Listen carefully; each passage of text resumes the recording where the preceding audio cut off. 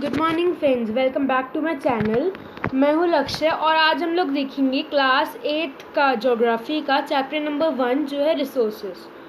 और आज हम इसे एनसीईआरटी से पढ़ेंगे और समझेंगे। तो लेट्स स्टार्ट द वीडियो। इसकी स्टार्टिंग एक स्टोरी से शुरू होती है जिसके अंदर दो बच्चे हैं, एक का नाम है मोना और एक का नाम है राजू। तो वो अपनी अम्मा की हेल्प कर रहे हैं। तो कुछ इंसिडेंट होता है जिससे हमें रिसोर्सेज के कुछ एक बेसिक मीनिंग समझाने की कोशिश की गई है। तो एक बार पढ़ते हैं। Mona and Raju were helping अम्मा टू क्लीन देयर हाउस। तो मोना और राजू जो थे वो अपनी अम्मा मतलब अपनी मदर की हेल्प कर रहे थे अपने हाउस को साफ करने के लिए। तभी मोना कहती है, look at all these things, clothes, utensils, food grains, corns, this bottle of honey, books, each of these has a use. तो मोना कहती है कि इन सब चीज़ों की तरफ देखो, ये कपड़े, ये बर्तन, ये खाने की चीज़ें, ये कंघा, ये शहद की बॉटल, ये किताबें, इन सब का कुछ ना कुछ काम है। तो ये सब मोना कहती है और फिर इसके जवाब में अम्मा कहती हैं that is why they are important. तो अम्मा कहती हैं कि यही कारण है कि ये इतने खास हैं, मतलब हमारे लिए तो ज़रूरी हैं। सेड अम्मा, these are resources, what is a resource. तो अम्मा फिर बाद में बोलती हैं कि इन चीज़ों को हम रिसोर्सेज कहते हैं। फिर राजू अम्मा से एक क्वेश्चन करता है, मतलब एक सवाल पूछता है कि रिसोर्सेज क्या होते हैं। तो अम्मा जवाब देती हैं कि anything that can be use to satisfy a need is a resource. तो अम्मा बोलती हैं कि जो भी चीज़ किसी भी चीज़ को हम अपनी ज़रूरत को ख़त्म करने के लिए, मतलब अपनी ज़रूरत को पूरा करने के लिए यूज़ कर सकते हैं, वही चीज़ रिसोर्स कहलाती है। Look around you and observe, you will be able to identify many types of resources. और फिर अम्मा बोलती है कि अपना आसपास देखो और तुम लोग अपने आसपास कई तरह के रिसोर्सेज को ढूंढ सकोगे। The water you drink when you are thirsty, the electricity you use in your house, the rickshaw you see to get home from school, the textbook you use to study are all resources. Your father has prepared a tasty snack for you. The fresh vegetables he has used is also a resource. तो फिर अम्मा कहती हैं जो पानी तुम पीते हो, जो इलेक्ट्रिसिटी तुम यूज़ करते हो, जो इस रिक्शा में तुम घर से स्कूल जाते हो और स्कूल से घर आते हो, द किताब मतलब जिस किताब को तुम यूज़ करते हो पढ़ने के लिए, वो सभी रिसोर्सेज हैं। और जो तुम्हारे फादर ने तुम्हारे लिए टेस्टी जो खाना प्रिपेयर किया है वो भी फ्रेश वेजिटेबल से बना है, जो वो भी एक रिसोर्सेज हैं। तो आगे अब हमें स्टोरी का एक्सट्रैक्शन बताया गया है कि इस स्टोरी से हमें क्या पता चलता है। तो हमें बोला गया है water, electricity, rickshaw, vegetable and textbook have something in common. They all have been used by you, so they have utility. Utility और usability is what makes an object or substance a resource. तो इसके अंदर में बोला गया है कि पानी, बिजली, रिक्शा, सब्जियाँ, किताबें, ये इन सब में कहीं कुछ ना कुछ एक मतलब एक कॉमन बात है, मतलब एक ना एक कुछ कॉमन है, मतलब एक समान चीज़ है ना। वो ये है कि इन सब का हम लोग अपने डेली लाइफ में कुछ ना कुछ यूज़ करते हैं, मतलब इनका कोई यूटिलिटी है, इनका कोई काम है ना।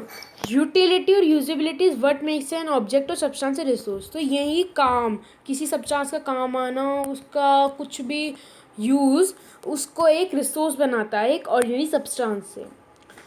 How does something become a resource, Raju now wanted to know. तो अब फिर से उस कहानी को कंटिन्यू किया गया है और अब राजू अपनी अम्मा से पूछता है कि कोई भी चीज़ एक रिसोर्स कैसे बन सकती है। तो फिर अम्मा told the children that things become a resource only when they have a value. तो फिर अम्मा अपने बच्चों को बताती है कि हर कोई भी चीज़ एक सामान्य चीज़ से एक रिसोर्स तब बनती है तब उसका कोई यूटिलिटी हो, मतलब उसका कोई प्रयोग हो।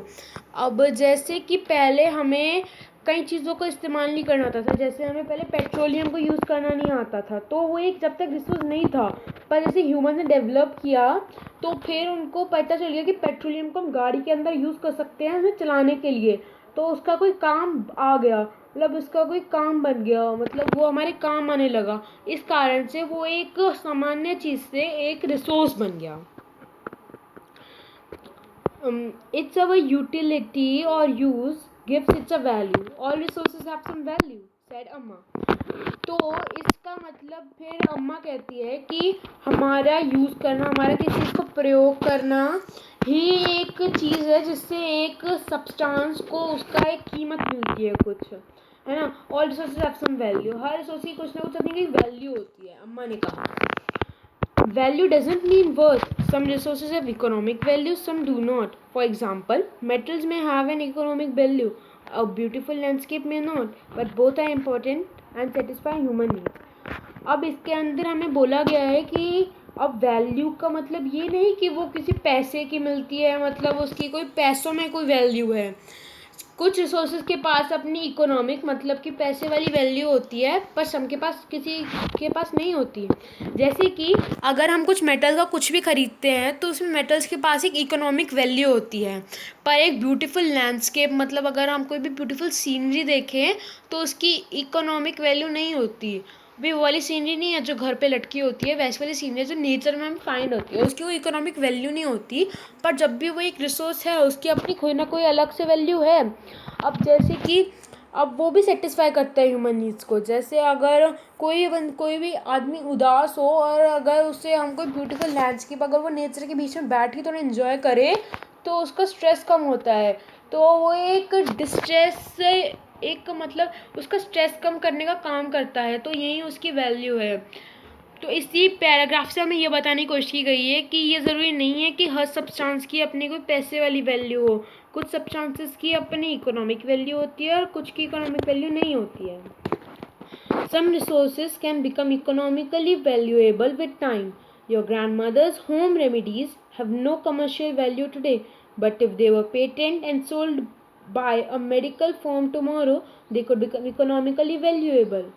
अब इस पैराग्राफ में हमें बोला गया है कि कुछ रिसोर्सेज जिनकी कोई इकोनॉमिक अपनी खुद की वैल्यू है नहीं, वो भी इकोनॉमिकली वैल्यूएबल बन सकते हैं हम टाइम के साथ साथ। जैसे कि आपके मतलब आपकी ग्रैंड मदर, आपकी परदादी दादी, उनकी कोई मतलब घरेलू उपचार थे, जैसे कि आपको कभी बुखार होता हो तो आपकी दादी या फिर आपका कोई घर में कोई सबसे बहुत बड़ा आदमी हो तो वो आपको कई तरह की चीज़ें बताते हैं कि ऐसे करो तो बुखार ठीक हो जाएगा, ऐसे करो तो बुखार ठीक हो जाएगा।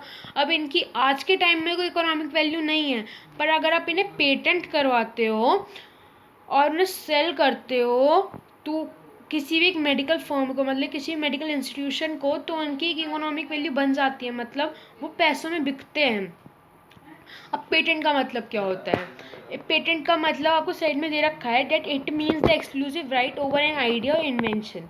तो पेटेंट का मीनिंग ये होता है कि अगर आप अपनी कोई भी चीज़ को पेटेंट करवा लेते हो, तो अगर आपका कोई प्रोसेस है जो आपने पेटेंट करवा लिया, तो कोई ना तो उस प्रोसेस से कोई चीज़ बनवा सकता है, ना उस चीज़ को कोई बना सकता है। जैसे अपनी ग्रैंड मदर की वो रेमेडीज़ किसने पेटेंट करवा ली, तो फिर आपकी वो ग्रैंड मदर के उस प्रोसेस को जिससे वो आपको बताती हैं, जिससे आपके बुखार को ठीक करने की कोशिश करती हैं, उसे कोई और यूज़ नहीं कर सकता।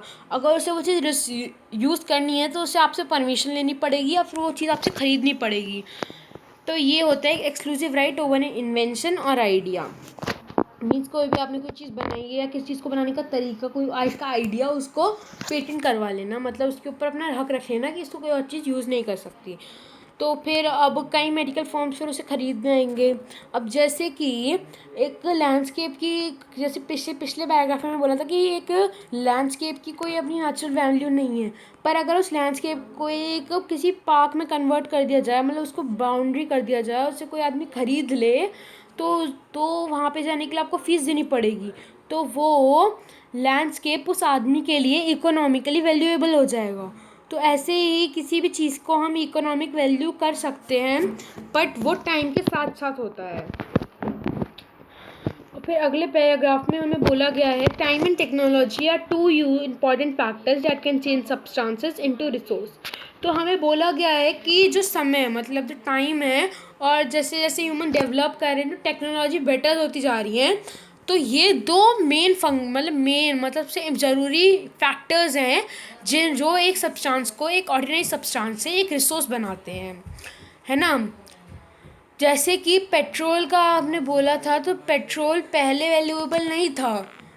पेट्रोल पर जैसे जैसे ह्यूमंस ने वो टेक्नोलॉजी डेवलप करी पेट्रोलियम को यूज़ करने की कार्स में, जैसे वो टेक्नोलॉजी आई, पेट्रोलियम इकोनॉमिकली वैल्यूएबल हो गया। और जैसे जैसे टाइम बीता, और टेक्नोलॉजी भी तो तभी इन्वेंट होती है जैसे जैसे टाइम बीतता है। जैसे जैसे टाइम बीता, ह्यूमंस ने अपनी टेक्नोलॉजी को डेवलप किया, उस टेक्नोलॉजी से पेट्रोलियम रिसोर्स बना। तो टाइम ने भी अपना एक मेन फैक्टर कराया। मतलब जैसे जैसे टाइम बीता वैसे ही पेट्रोलियम एक रिसोर्स बनता गया। वो पहले नहीं था टाइम से पहले, पर जैसे टाइम आया वो एक फैक्टर बन गया। तो ये थे दो फैक्टर्स जिनके ऊपर एक सब्सटेंस को रिसोर्स बनाने की सबसे ज़्यादा वो होते हैं ज़रूरत। अब टेक्नोलॉजी की हमें सही में डेफिनेशन दी है। तो टेक्नोलॉजी की डेफिनेशन दी है, it is the application of the latest knowledge and skill in doing और मेकिंग थिंग्स। इसका मतलब है कि टेक्नोलॉजी वो काम है जो हम आज की अपनी लेटेस्ट इंफॉर्मेशन, मतलब कि जो हमें आज के टाइम में सबसे लेटेस्ट बताए। जैसे कि अब पहले ज़माने की लेटेस्ट चीज़ पुरानी है अब हमारे लिए, पर ऐसा आज की लेटेस्ट थिंग्स हैं। अगर हम आज की लेटेस्ट इन्फॉर्मेशन, मतलब जैसे जैसे हम ह्यूमंस के पास नई नई इन्फॉर्मेशन आती जा रही है, वैसे ही अगर हम नई इन्फॉर्मेशन, मतलब सबसे जो भी अब तक की सबसे बेस्ट इन्फॉर्मेशन है, सबसे ज़्यादा जो हमारे पास इन्फॉर्मेशन है, उसे यूज़ करके अगर हम कोई चीज़ बनाएं, या फिर हम उसको स्किल को कुछ भी काम करने के लिए प्रयोग करें, तो उस चीज़, मतलब हमारे जो अभी अब तक हमारे पास सबसे लेटेस्ट इन्फॉर्मेशन है, उससे किस चीज़ को बनाना या फिर उस चीज़ को करना अपनी स्किल के द्वारा ही टेक्नोलॉजी कहलाती है। जैसे कि अब टेक्नोलॉजी, जैसे कि अब आर्टिफिशियल इंटेलिजेंस आई जा रही है, तो अब हमारे पास पिछले कुछ सालों में ही हमारे पास आर्टिफिशियल इंटेलिजेंस कैसे बनाए उसकी इन्फॉर्मेशन आई है, और मतलब वो हमारे लिए भी लेटेस्ट इन्फॉर्मेशन है। तो अगर हम उस लेटेस्ट इन्फॉर्मेशन को यूज़ करके रोबोट्स को बनाने की कोशिश कर रहे हैं, तो वो हमारे लिए एक टेक्नोलॉजी है, तो वही इसको टेक्नोलॉजी कहलाते हैं। अब जैसे कि अगर हम पुरानी टेक्निक्स को यूज़ करके कुछ बनाए, तो वो टेक्नोलॉजी नहीं कहलाएगी, वो किसी चीज़ को बनाने का एक प्रोसीजर कहलाएगा। बल्कि टेक्नोलॉजी सबसे लेटेस्ट चीज़ मतलब सबसे लेटेस्ट आइडिया से बनाई हो गई कोई चीज़ होती है। Both are related. अब हम आगे पढ़ रहे हैं वो टाइम एंड टेक्नोलॉजी के आगे। Both are related to the needs of the people. मतलब कि ये दोनों ही नीड्स ऑफ द पीपल से रिलेटेड हैं। मतलब कि जैसे जैसे टाइम बीतेगा वैसे पीपल्स को ज़रूरत पड़ेगी। जैसे पहले लोकल पीपल्स को एसी की ज़रूरत नहीं थी, पर जैसे जैसे टाइम बीता ह्यूमंस को एसी की नीड पड़ी, तो हमने उस टेक्नोलॉजी को डेवलप किया और एसी बनाया। तो इस वजह से, और फिर एसी के अंदर अब यूज़ होने वाले जो केमिकल्स हैं, अब वो एक रिसोर्स बन चुके हैं। तो अब ये जो टाइम फैक्टर है, ये भी पीपल की नीड्स के ऊपर डिपेंड करती है, क्योंकि जैसे जैसे टाइम बीतता है, जैसे टेक्नोलॉजी भी एक ह्यूमन तभी डेवलप करता है तब उसे उसकी ज़रूरत होती है। जैसे कि अगर हमें गाड़ियों की ज़रूरत नहीं होती तो हम पेट्रोल की टेक्नोलॉजी को इन्वेंट करते ही नहीं, पर क्योंकि वो ह्यूमंस की नीड थी, इस वजह से हमने उस टेक्नोलॉजी को डिपेंड किया। और जैसे जैसे टाइम बीता तब पीपल को फील हुआ कि कोई कार जैसी भी कोई चीज़ होनी चाहिए थी। तो टाइम और ये टेक्नोलॉजी, ये भी पीपल की नीड से जुड़े हुए हैं। जब पीपल को नीड होती है तभी पीपल इन दोनों फैक्टर्स भी उन दोनों से जुड़े पड़े हैं। तो मतलब कि जो रिसोर्सेज हैं वो इनडायरेक्टली या डायरेक्टली पीपल से ही जुड़े पड़े हैं। मतलब पीपल को जब नीड होगी तभी एक सब्सटेंस रिसोर्स बन सकता है। People themselves are the most important resource. It is their ideas, knowledge, inventions or discoveries that led to this creation of more resources. अब हमें बोला गया है कि जो पीपल, मतलब जो लोग हैं, वो अपने आप में एक बहुत बड़े रिसोर्स हैं, क्योंकि जो पीपल ही हैं वो ही अपने दिमाग का यूज़ करके न्यू आइडियाज़ निकालते हैं नई चीज़ें बनाने के लिए। जैसे अब ह्यूमंस अपने माइंड से ही सोच के न्यू आइडियाज़ बनाते हैं कि इस चीज़ को कैसे बनाया जाए, इस चीज़ को कैसे काम किया जाए। अब ये जो भी हमारे पास आज भी रिसोर्सेज हैं, वही किसी के माइंड की कोई क्रिएशन है। तो वो हमारे दिमाग के आइडियाज़, हमारी नॉलेज, मतलब हमारा ज्ञान, और हम जो चीज़ें बनाते हैं उस ज्ञान का प्रयोग करके, और जो हमने नई नई चीज़ें बाय चांस खोजी हैं, वहीं वहीं टेक्नोलॉजी के लिए डिपेंड करते हैं, क्योंकि टेक्नोलॉजी को भी ह्यूमंस ही क्रिएट करते हैं। और जैसे जैसे टेक्नोलॉजी क्रिएट होती है तभी एक सब्सटेंस रिसोर्स बनता है। तो पीपल भी एक मेन फैक्टर हैं जो एक रिसोर्स बनाते हैं किसी भी नॉर्मल सब्सटेंस को। क्यों? और इस वजह से पीपल भी अपने आप में एक बहुत ज़्यादा इम्पोर्टेंट रिसोर्स हैं, क्योंकि वो भी हमारे काम आते हैं। जैसे कि कोई भी एक बेकर है, खाना बनाने वाला है, वो भी एक रिसोर्स ही है, क्योंकि वो हमारी नीड्स को सेटिस्फाई करता है, वो खाना बनाता है जिससे हमारी भूख मिटती है ना। अब जैसे कि कोई इंजीनियर है, वो हमारी गाड़ी को ठीक करता है, तो वो हमारी गाड़ी को ठीक करने की नीड को सेटिस्फाई कर रहा है। तो जैसे वो इंसान भी एक रिसोर्स हैं जो कोई भी काम करते हैं। The discovery of fire led to the practice of cooking and other processes, while the invention of the wheel ultimately resulted in the development of newer modes of transport. The technology to create hydroelectricity has turned energy into fast-flowing water into an important resource. तो अब हमें कुछ example दिए हैं कि जैसे fire की discovery, मतलब फायर जो क्रिएट हुआ, उसकी डिस्कवरी ने खाना बनाने के प्रोसेस को इन्वेंट किया। मतलब कि ह्यूमंस ने फायर को खोजा और उस प्रोसेस ने कई सब्सटेंसेस को एक नया रिसोर्स बनाया और कई चीज़ें भी खोजी। तो ये फायर भी ह्यूमंस ने डिस्कवर करी थी, और ह्यूमंस ने जैसे व्हील भी डिस्कवर किया, जिसके कारण आज हमारे पास ये नए नए मोड्स ऑफ ट्रांसपोर्ट हैं जो हमारी नीड्स को सेटिस्फाई कर रहे हैं। तो जिन ह्यूमंस की वजह से हमें एक व्हील मिला है, वो भी एक इंपॉर्टेंट रिसोर्स है, क्योंकि उन्होंने हमारे डिज़ायर्स, हमारी नीड्स को सेटिस्फाई करने के लिए कई चीज़ें पास्ट में खोजी थी। और जैसे कि अब ये जब से हमारे पास टेक्नोलॉजी आई है हाइड्रो इलेक्ट्रिसिटी क्रिएट करने की, तब से जो फ्लोइंग वाटर था, जो आज तक ह्यूमंस के किसी काम का नहीं था, वो भी आज एक बहुत ज़्यादा इम्पोर्टेंट रिसोर्स बन चुका है, जिसकी मदद से हम लोग इलेक्ट्रिसिटी क्रिएट करते हैं और अपने घरों में यूज़ करते हैं। Types of resources are generally classified into natural, human made and human. तो टाइप्स ऑफ रिसोर्सेज, अब ये टाइप्स ऑफ रिसोर्सेज हम अगली वीडियो में शुरू करेंगे। तब तक मैं आपको इसका एक ब्रीफ डिस्क्रिप्शन दे देता हूँ।